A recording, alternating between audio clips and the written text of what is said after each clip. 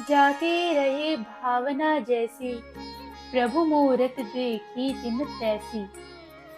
रामचरितमानस के बाल कांड की इस चौपाई का अर्थ है, जिसकी जैसी भावना होती है उसे उसी रूप में भगवान दिखते हैं। इस चौपाई के अर्थ को मैं आप सबको इस कहानी के जरिए बताती हूँ। जय श्री राधे। आप सभी का हमारे YouTube चैनल कथामृत रस से बहुत बहुत स्वागत है।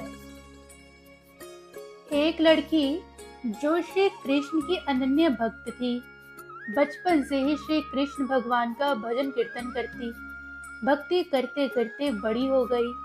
भगवान की कृपा से उसका विवाह श्री धाम वृंदावन में किसी अच्छे घर में हो गया। विवाह होकर पहली बार जब वो वृंदावन गई, कहीं जा ना सकी और मायके चली गई। फिर वो दिन भी आ गया जब उसका पति उसे लेने उसके मायके आया। पहुंचते पहुंचते उसे शाम हो गई। पति वृंदावन में यमुना किनारे रुककर कहने लगा, देखो शाम का समय है, मैं यमुना जी में स्नान करने जाता हूँ, तुम यही पेड़ के नीचे बैठ जाओ और सामान की देखरेख करती रहना। इतना कहकर पति चला गया और वो लड़की बैठ गई। एक हाथ लंबा घूंघट निकाल रखा था उसने, क्योंकि गांव की लड़की और ससुराल आ रखी थी, और वहीं बैठ गई और मन ही मन विचार करने लगी कि देखो ठाकुर जी की कितनी कृपा है। उन्हें मैंने बचपन से भजा और उनकी कृपा से मेरा विवाह श्रीधाम वृंदावन में हुआ। मैं इतने वर्षों से ठाकुर जी को मानती हूँ, परंतु अब तक उनसे कोई रिश्ता नहीं जोड़ा। फिर सोचती है ठाकुर जी की उम्र क्या होगी, लगभग 16 वर्ष के। मेरे पति 20 वर्ष के हुए तो उनसे थोड़े छोटे ही हुए, इसीलिए मेरे पति के छोटे भाई की तरह हुए और मेरे देवर की तरह। तो आज से ठाकुर जी मेरे देवर हुए। अब तो ठाकुर जी से नया संबंध जोड़कर वो बहुत प्रसन्न हुई और मन ही मन ठाकुर जी से कहने लगी, देखो ठाकुर जी, आज से मैं तुम्हारी भाभी और तुम मेरे देवर हुए। इतना सोच ही रही थी, तभी एक 15-16 वर्ष का बालक आया और उस लड़की से बोला, भाभी भाभी।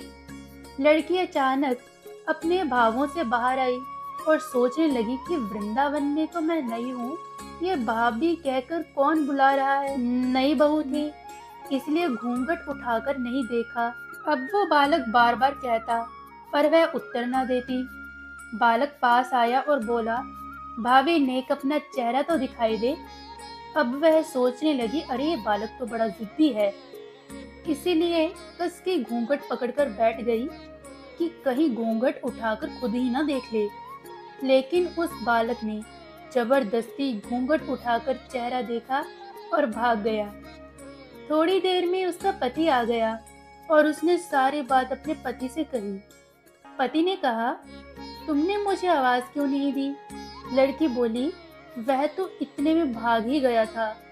पति बोला, चिंता मत करो, वृंदावन बहुत बड़ा थोड़ी ही है। कभी किसी गली में खेलता मिल गया तो देखना, उसकी हड्डी पसली एक कर दूंगा। तुम्हें जहां भी दिखे मुझे जरूर बताना। फिर दोनों घर गए।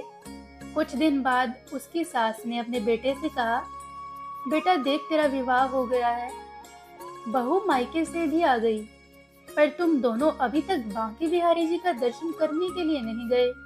कल जाकर बहू को दर्शन करवा कर लाना। बस अगले दिन दोनों पति पत्नी ठाकुर जी के दर्शन करने के लिए बांके बिहारी मंदिर गए।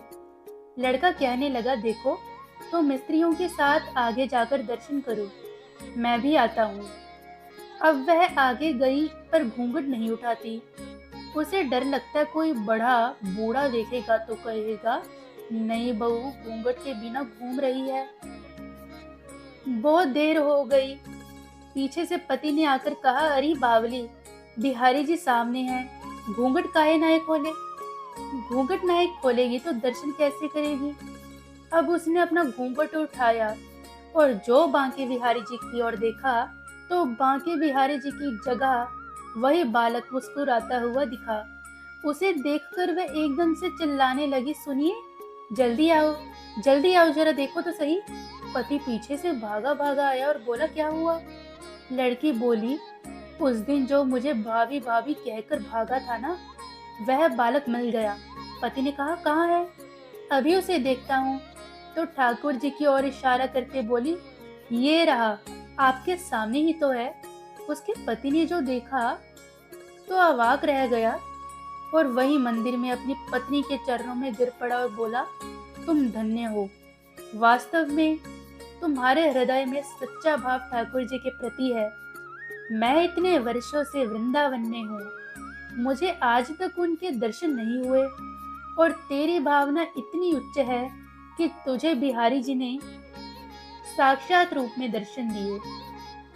तो ये कहानी उन सबके लिए थी जो भगवान का पता जानना चाहते हैं, पर कैसे दे, क्या करे। तो इसका बहुत सरल सा उपाय है कि भगवान के साथ आप कोई भी संबंध जोड़ लें। एक बार सभी प्रेम से बोल दीजिए, बांके बिहारी लाल की जय हो।